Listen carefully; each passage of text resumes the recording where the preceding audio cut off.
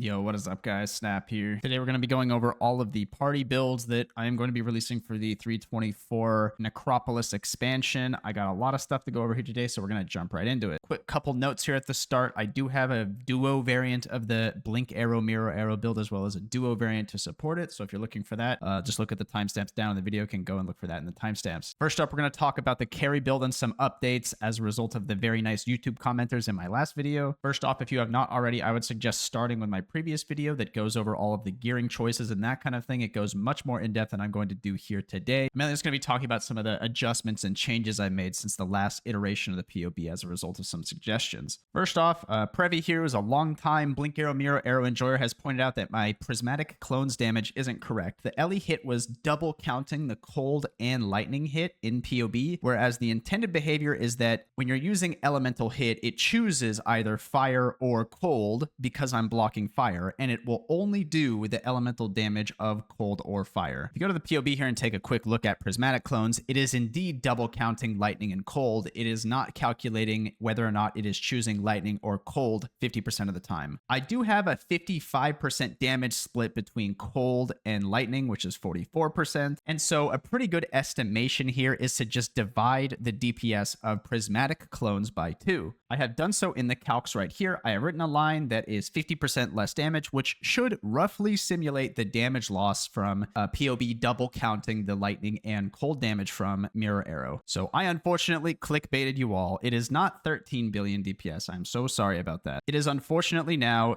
13.8 billion DPS. Now you might be wondering, how did the DPS go up from the prior POB, even though we have added a 50% less damage multiplier to half of our DPS skill? And it's basically just some more optimizations, which I'm going to go over now. And the first one came from this suggestion from a YouTube commenter. Basically, he was suggesting putting carrion golems instead of zombies. And I thought about that a little bit more, and spawning from this suggestion, I actually did a few adjustments to the build here.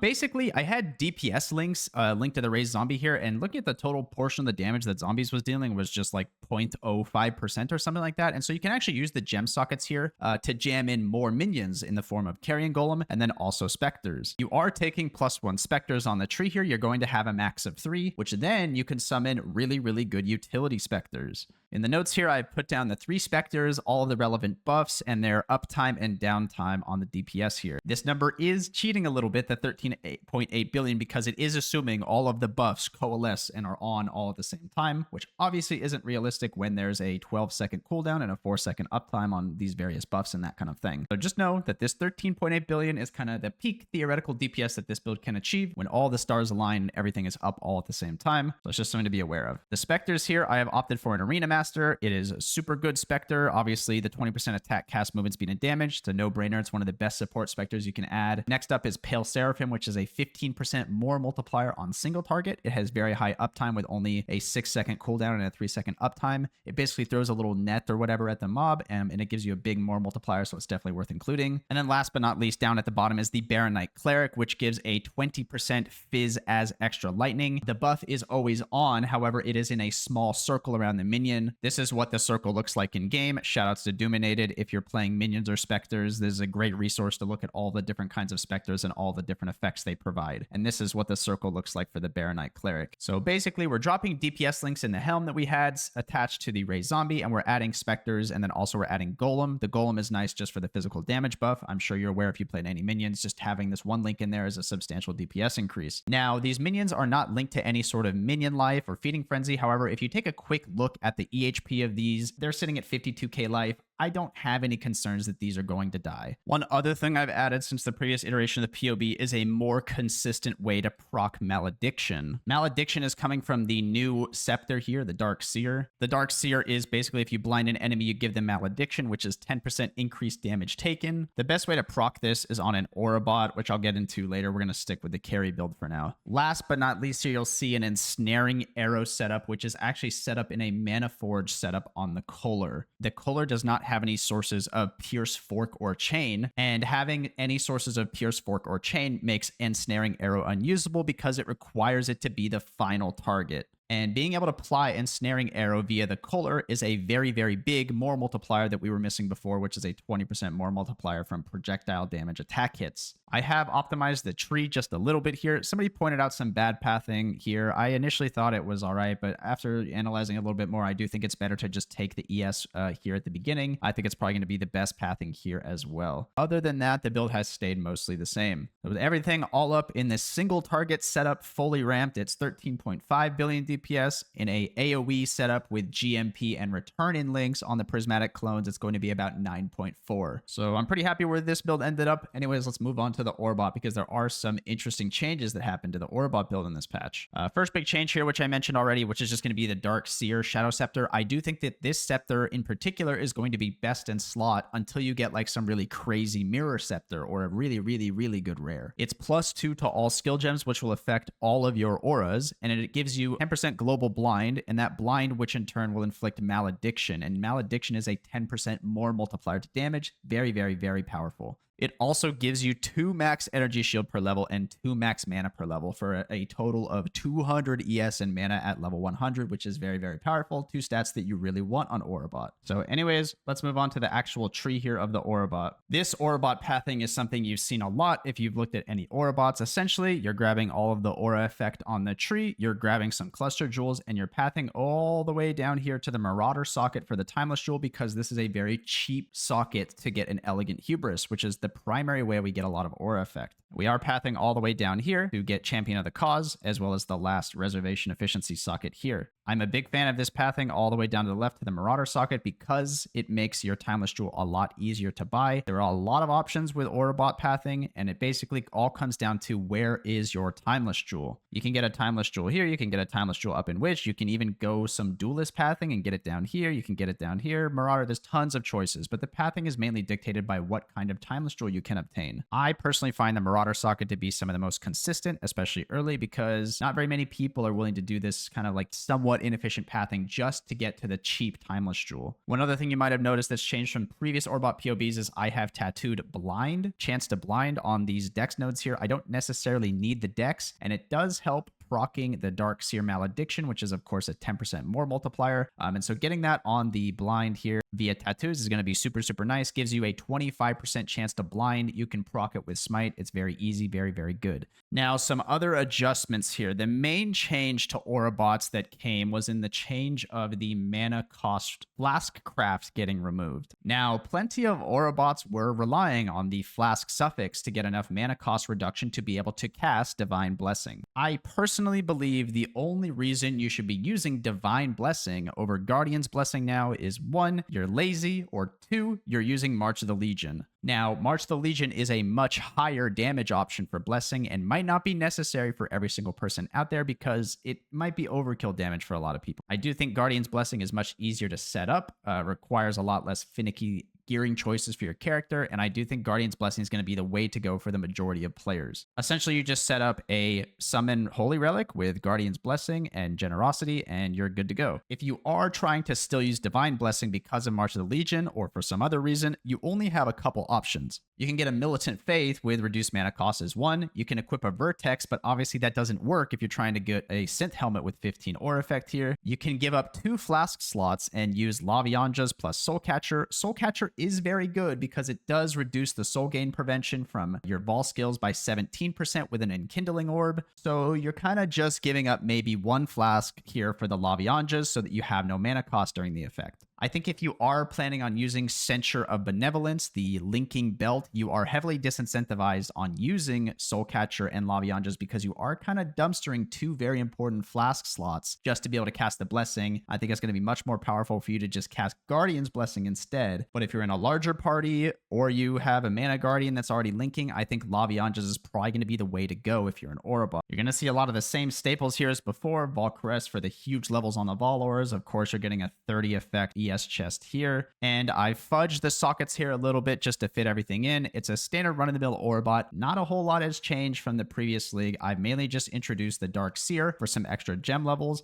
and then also I'm using a Lavianjas to be able to cast the super high cost Blessing. And those are kind of the main main changes from 323 Affliction. Anyways, let's move on to Cursebot because it has received quite a lot of interesting changes to the build because we are using Blink Arrow Mirror Arrow. The main reason Cursebot is changing is because, of course, we are using Flesh Crafter on the DPS here, which makes it so that the minions ignore elemental resistances. This, of course, means that the Cursebot no longer needs to build penetration curses, and it can invest into a lot of other stuff, so let's take a look at that now. The best thing to do still is to path to Evil Eyes, which are on the outskirts. Each one you pick up is a 6% more multiplier to your damage. Enemies taking increased damage functions as a more multiplier, so you can get as many as you can. In this current POB, I have 4, but you can definitely cut some ES if you want to, and grab 6 if you really want to down here in this last large. I'll leave that up to you. So some of the main additions here is that the Cursebot can throw on some additional utility in the form of Torrent's Reclamation, which we didn't really have before. This gives us 10% action speed from the Greater Harbinger of Time. It's very, very, very good here. Cursebot might have struggled before to get a ton of energy shield because it was really focused on getting power charges on the tree, but we no longer need to do that because we aren't running any penetration curses. You need a max of 4 curses in order to be able to run this Cursebot. The only curses you yourself are running are Temp Chains, Enfeeble, and Punishment. The 4th curse is necessary so you do not override the mark on hit that the Culler is using. You can decide to take a 1 Link Assassin's mark if you would like to overwrite the Culler's ass mark with a stronger one, but it's not completely necessary here. You can take the points you're dropping from the power charges here, as well as anoint a reservation cluster instead of having to anoint an extra curse here, which you had to before. This allows you to use the extra points to grab more jewel sockets, and you can get extra area of effect from the forbidden jewels here on Elementalist. I think this is quite a cheap forbidden jewel, and it does give you that extra AoE. I think it's definitely worth picking up. Additionally, as a result of not having to anoint a power charge over here, all of the extra RMR you get from anointing Charisma lets you reserve this Skitterbot setup. Now, this is a big chunk of reservation, but basically it's giving you the shock and chill guaranteed on the mobs. You want to link it to Bone Chill, increased AoE just for the AoE obviously, and then Awakened Unbound Ailments. This in turn gives you 23 chill effect and 28 shock effect, and of course the chill effect is turning into a 23% more multiplier to cold damage because we are using Bone Chillin' links. We also have a lot less socket pressure on the Cursebot because we aren't running so many curses, so we are jamming extra utility in the form of an Animate Guardian. We are putting a Leer cast as well as a Dying Breath on this character. It's an extra 70% damage you wouldn't have before, so it's definitely worth putting on because you have the extra sockets here. The last thing I was kind of tinkering in my head with the Cursebot was to put on a Yoke of Suffering and try and apply as many ailments for the more damage multiplier. However, there is a problem in that you cannot really hit stuff in the party because you have Culling Strike, and Southbound, it doesn't work in this setup because all of the mobs might be frozen. So if you have some good suggestions on ways you can maybe apply ailments without hitting stuff or killing stuff in the current minion culling setup, I'd love to hear it. The thing that can really come to mind for me is via a flask like Vinkdar. It applies as an aura. It does come from you and does count for stuff like Yoke of Suffering. But unfortunately, I don't think any of these other ailments like Ignite or Chill or Freeze can really be applied in a consistent way without being able to kill stuff or bricking the culling setup we have currently. But maybe you guys are a little more creative than I am. I have not found a way that can really, leverage Yoke of Suffering on the Cursebot. However, I do think this build has a lot of leftover potential. There might be some additional utility we can jam in that we're missing here, but right now this is where we're going to be leaving the Cursebot. Next up is going to be, of course, Mana Guardian. Now, for the nth league in a row, Mana Guardian has received 0 impactful changes. There's just a couple small gearing changes that we're going to try and put on as a result of changing our carry, and mainly that is because we need somebody to carry Perkle's Toe here.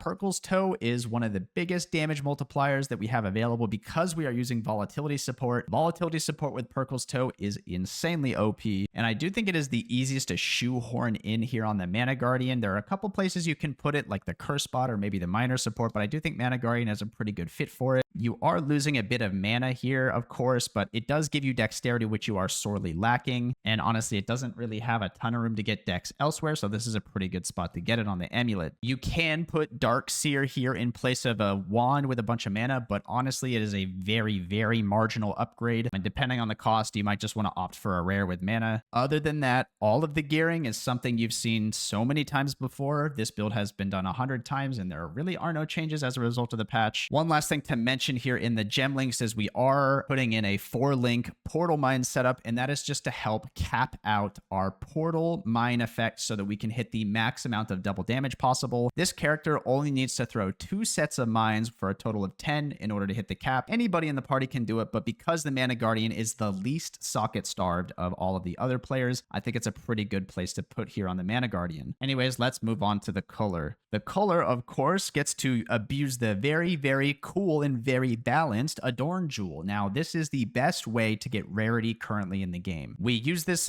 jewel last league, however, we couldn't take full effect of it because there was a bug where if you would socket your jewels inside of cluster jewels, it would basically reset. But now, after the bug fix, we can abuse the full power of Adorned and get as many jewels via voices as possible. You're going to be looking out for max life and rarity. Those are the 2 best stats. You can also get attributes and rarity. Strength helps a lot as well. You're going to need a lot of intelligence as well, so maybe some attributes if you can. And yeah, the build is basically just pathing to some flask effect, grabbing a couple life nodes, grabbing voices everywhere, and jamming in rarity jewels wherever possible. The gearing isn't anything interesting here. It is all of the MF items, which are best in slot. There are no really choices to be made here. These are just what give you the best quant and rarity. Once again, the best culling setup by a mile is going to be Scourge Arrow of Menace. This skill is really, really crazy coverage with GMP LMP return. It just fills the screen with arrows. It is really, really insane. Of course, the additional utility that is necessary is going to be Mark on Hit with Assassin's Mark. It's just you're the only one attacking. This is a very, very good automated way to apply the mark, so we opt to put it on the Culler. Additionally, in your Mana Forge setup, it is a very good idea to include Ensnaring Arrow. This character has no additional sources of Pierce, Fork, or Chain, so it is the prime candidate to put Ensnaring Arrow on for that big 20% more multiplier. All it is just 1 gem socket, and we can use the completely balanced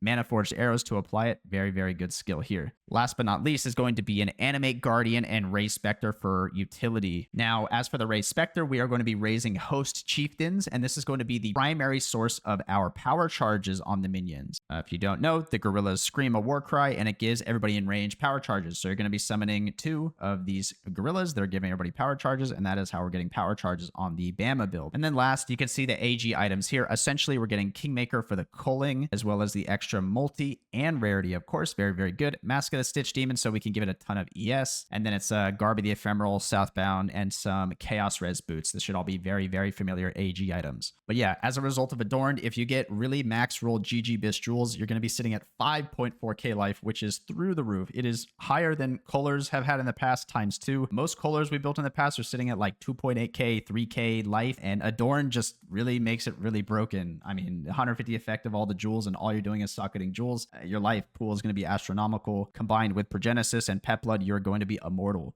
Pretty much all I have to say about the Culler. The last build we're going to go over here before we go over the duo build is going to be about the Ghost Miner. Now, this is a hybrid build which combines the usefulness of a mine support and the utility potentially of a ghoster. A Ghostbuster support was implemented in Total League first, where you are going to be picking up all of the tormented spirits and infecting all of the mobs with all of your movement speed and tankiness, and allowing you to leverage a bunch of quant off the monsters. I do not know if ghosting will be meta and or viable. We are going to have to wait until the scarabs are revealed to know the answer to that. However, this character has the ability to either pivot to a full ghoster or a full mine support, depending on the circumstances. And that kind of flexibility is very important because you might not know what kind of strategy you're going to want to land on in endgame. Essentially, it has a lot of the Ghostbuster tech that we've implemented over the past 2 leagues. It's going to have, Trickster for all of its defensive capability that you can get. Of course, it's getting a bunch of movement speed from the 2 Transcended Spirits here. And then it's going to have a huge reliance on Defiance of Destiny combined with Progenesis with Flask Sustain. Because we're not a Pathfinder, we do need to get some Flask Sustain via the trader here. There is some potential to use the new Flask Charge Belt, which is an uber unique item, to give us the flash charges, but I think we're going to plan on using a Timeless Jewel for now. But if the belt is cheap enough, I do think it is an option here to give us the flash charges. From there, you just want to get some Flask Effect, slap on a Progenesis, slap on a Defiance, Viridi's Veil with a blue ring so you can get crit immune, and you're good to go. This build is going to be immortal. Now, the interesting part is trying to combine the tankiness and the speed of a Ghostbuster support with the damage that a Mind support can bring. And it is quite easy if you are a shadow to just get a Forbidden Flesh and Flame on Demolition Specialist to get the 150% effective auras from mines. Now, there is a trick here. While you are ghosting solo, you can use an Aurum Borax and a Duresso's Courage to give yourself a bunch of block and spell block. And then when you are back inside of the core party of 6 players, especially with Aurabot and Mana Guardian defenses, you can weapon swap back to a Matua Tapuna to give yourself more aura effect on the mines, as well as a weapon here, which is going to be buffing up your Stormblast mine, as well as granting you Aspect of the Spider for more damage and utility. You do not have enough mana quite to fit everything in, but after you're done ghosting, you can turn off Grace and then activate Aspect of the Spider, and the mana reservation works. So you do need a couple things to make the miner support work. Of course, you need 1 mine mastery. It's very important so your mines cannot be damaged. It does help to get maximum mines over here, 3 additional mines here, and then also 2 additional mines down here. If you look at the mine debuffs here, we have 13 stacks of high impact and 10 stacks of Stormblast. We're sitting at 76% double damage chance, and of course we are at the cap of Stormblast, which is 150% increased damage taken. As I said before, the rest of the double damage comes from another teammate throwing off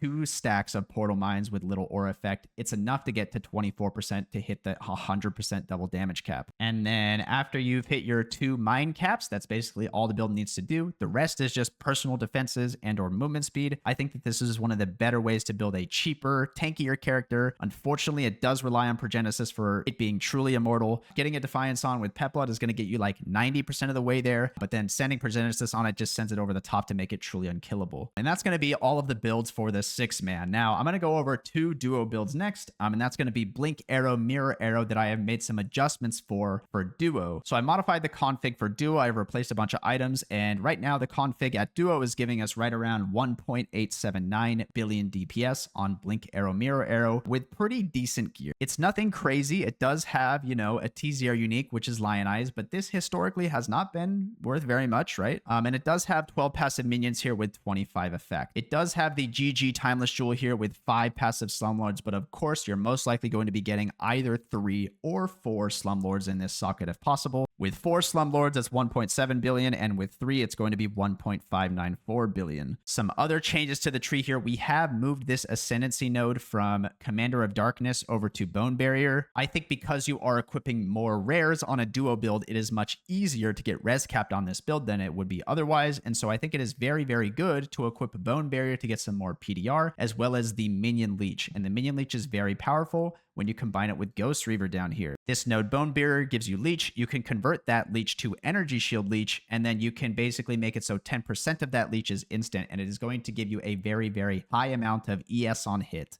It's a very, very, very powerful interaction that you should definitely take advantage of. To fit all this stuff in, I have dropped this last cluster jewel down at the bottom left here. It is a bit of a stretch to fit in this last cluster down here, so it is, where a lot of that damage loss is coming from. But as a result, you can invest a lot more into energy shield clusters. And right now, I'm sitting at 4,887 ES solo, and it goes to about 7.5, maybe 8K with an Aurabot discipline in the mix here. As for changes on the items, of course, you do not need to be using a Speaker's Wreath, so you can slap on a Hubris here. And I think it's best to just get a non-influenced Hubris and with just a ton of ES, and then you can craft Dexterity because you sorely need the Dexterity to hit this 212 Dexterity requirement. And then you can put the Funny Influence on the Implicit. There's a lot of good choices here on the Hubris for Funny Influence. I would kind of just roll the Ichors until you find something that is giving you some stats that you want. There's like increased energy shield of boots and gloves. Like that's a good one. There's a lot of good stats. You're just looking for basically anything that's useful here. Additionally, because of course you're using Fleshcrafter, you do not need to worry about pen, which makes this build particularly good in duo because penetration is sometimes an issue for duo builds, and Fleshcrafter solves that for us. The gem links have changed a lot here from the 6-man, and that is basically you need to be the sole source of your power charge gorillas, which means that your Ray Spectres,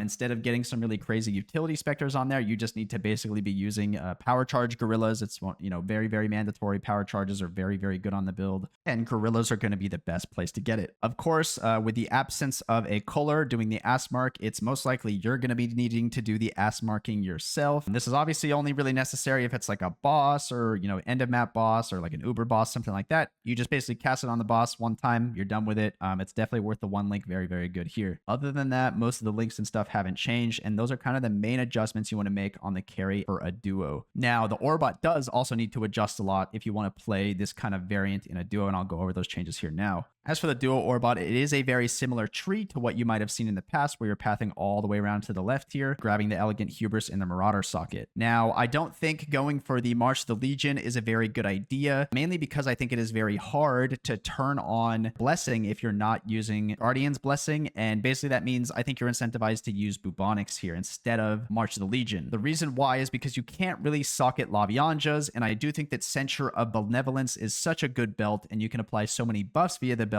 and having Lavianjas on your flask here is going to be kind of a waste, and so therefore I think Bubonics is the play here. We are of course using Dark Seer for the extra mana ES and the level of all spell skill gems. It really helps us hit our purity breakpoints. Level 23 of course is where you get an extra % on the purities, and that helps solve your gem pressure a little bit. Most of the other items are just standard run-of-the-mill Aurabot items. One thing I have tried to include in the build here that differs from the 6 mana is going to be the Stormblast setup. You can choose to drop this entirely if possible. I've heard from some other people that by the time you have this level of gearing, throwing mines is just kind of whatever. You can drop it if you want it, but I do think that it is possible to fit into the build. So if you do want that extra damage, you can definitely shoehorn it in there if you want. You can drop it if you just CBA. It's really up to you. Of course, getting the Stormblast here, it means that it necessitates you taking a Mines Cannot Be Damaged node. This cluster up here is probably going to be the least amount of points to grab it. Additionally, Censure of Benevolence, really OP. You can apply all of these flasks to your carry. Mainly, you're going to be looking for some defensive flasks in the form of a Quartz Flask, a Granite Flask, a Quicksilver Flask, and also you can give him an Overflowing Chalice, which in turn will be giving him more flasks to give to his minions. Of course, if you're doing the linking, you're going to be needing a mastery so that your movement speed can equal the movement speed of the highest linked players. And essentially what you can do is give your Quicksilver Flask to the carry and then link to him after giving him that movement speed, and you will both benefit from the movement speed. Last but not least, you can also opt to tattoo Chance to Blind on the duo. It does make your dex requirement a little bit more tight, but if you want to get that more consistent Malediction proc on the Darkseer, I think tattooing some Chance to Blind down here is a very good idea. And then lastly, you are of course going to be using a Guardian's Blessing here instead of the normal Divine Blessing that people have been using. I prefer using Holy Relic because of the ease of setup. It is a little annoying pushing the 2 buttons, however, but I think it is the most power for the least amount of gem pressure and passive points and that kind of thing. So if you can be asked to push the buttons, this is probably going to be the strongest setup for you. So those are a lot of the main adjustments that you can make for a duo. One thing to mention here, and this will segue into the next section, is going to be, is this viable in a trio? And I would say yes. I think this specific setup can work very well in a trio, and you would most likely try to play this alongside a Culler. And this leads right on to the next section, which is going to be what to play in a 2-man, 3-man, 4-man, or 5-man, or 6-man. A couple suggestions for you. I think that if you're going to play Blink Arrow, Mirror Arrow, it is a very poor magic finder. So if you're looking to put any amount of magic find on your character, I don't think this is the build you should be looking for. However, if you're looking for a very strong bosser or like a T17 map clear and you just want to run it with a duo, I think this is a very good choice. It can put up the damage, it can put up the numbers. I think the damage is there, so it's very good for that. And these are the 2 builds I would play in a duo. As for trio, you basically want to play these 2 exact builds, but then add a Culler on top of that. The Culler used to have some survivability concerns with just an Aurabot and a carry, but I think with the addition of Adorned and the amount of life you're able to get via the jewels, especially if you're able to afford Progenesis, it is just, you're one of the tankiest characters in the game. And of course, because you're a Culler, you're getting more loot. So it's definitely one of the most attractive things to play in a 3-man. I would definitely suggest BAMA, an Aurabot, and then a Culler if you're going for a 3-man setup. If you're adding a 4th person to your party, the next thing to add would most likely be a Mana Guardian here. Mana Guardian has S tier defenses. It is basically so much utility. It lets you turn your brain off completely. And if you need the tankiness, Mana Guardian is where you're going, and I do think that if you're adding a 4th party member, Mana Guardian is the best bang for your buck. You're adding a 5th person to your party, of course, the next one is going to be the Cursebot or a Ghost support if you are opting for a ghosting strategy, although I think that might be unlikely this patch. And then last but not least, if you're adding a 6th person, you're just going for the full comp here, of course, and you're going to have the full power from all the supports. Now, a question I get a lot is, how do you level all of these builds? Now, I have an in-depth video on this topic that goes over all of the philosophy, and honestly, watching this video back in 2024, not much has changed, and basically everything here still stands true. But I would definitely start here if you're unfamiliar about how to level group builds. But essentially, there is no viable way to level a Mana Guardian starting from level 1. You are forced to do a respec, and that more largely goes for, a Ghostbuster support, as well as a Cursebot and an Aurabot. The earliest you can play Cursebot and Aurabot is from around level 30, and I would look to this video here, which I'll link in the description if you want a little bit more specifics on that. The Blink Arrow Mirror Arrow build is best leveled here as a Detonate Dead Elementalist, and then once your Atlas is completed and you've obtained all of your favorite slots and Atlas points, you can then respec into the Blink Arrow Mirror Arrow build. I do think it is possible to play Blink Arrow, Mirror Arrow, starting from maybe level 40, 50, maybe 60, and, play it for your Atlas progression, but I don't have it fully fleshed out yet, and I don't feel super comfortable recommending it to other people. So right now, I am definitely going to just recommend to play a very strong known build in the form of Detonate Dead. And unfortunately, you are going to have to spend those regrets and regret later to spec into the build that you want for group play. That's just kind of how it is. Aurabot and Cursebot level with their tried and true lightning trap up until about level 40, maybe 35 or so, and then they can respec into their respective supports. Mana Guardian is going to be going Armor Brand Cremation into Detonate Dead. You're going to see a theme here. DD is the real winner of the patch, and basically all of the solo pushers are going to be playing Detonate Dead. The Culler here is going to be playing a generic cookie cutter bow build, Rain of Arrows, Lightning Arrow. You can pick your poison there, and it's just going to be farming with the Aurabot and Cursebot in low tier maps, just trying to get enough currency together so that we can transition to the party builds. As for the Ghost Miner here, the best thing to level this as is probably going to be, once again, Detonate Dead, but this time on Trickster. And then once again, once the Atlas is completely finished, we're all going to do a full respec and then hop into the maps to go Magic Find together. As for any of these builds, you can choose a very solid League starter that exists on this base class. It doesn't necessarily have to be a Necromancer in the case of Blink Arrow, Mirror Arrow. And then once your Atlas progression is done, you do a full respec and you can play the party builds that you're trying to do. Anyways, I want to shout out all the people that helped me put together this build in my Discord. It is private, unfortunately. Don't have a public link. Don't ask me. And then also any of the people that comment, suggesting improvements, that kind of thing. It always helps, to make a more refined build, that kind of thing. I always appreciate it. I am putting together a very lengthy Atlas strat video with tons of passive trees and tons of different, permutations and that kind of thing. But of course, we are just waiting for Scarab info because I think that'll be the #1 dictator of what you're going to actually be playing. So we're just in permanent purgatory Scarab waiting room on that. And once that gets released, I will be releasing all of our Atlas strats for the 324 expansion. Anyways, that goes over all of the builds we're going to be playing in the 324 expansion. If you have any questions regarding any of the builds, anything like that, you need suggestions, you can always leave them in the comments. I always read through them, as much as I can. I do stream basically all of our league starts and all of our practices on Twitch, so you can check me out there. And yeah, once again, I'm Snap, and thanks for watching.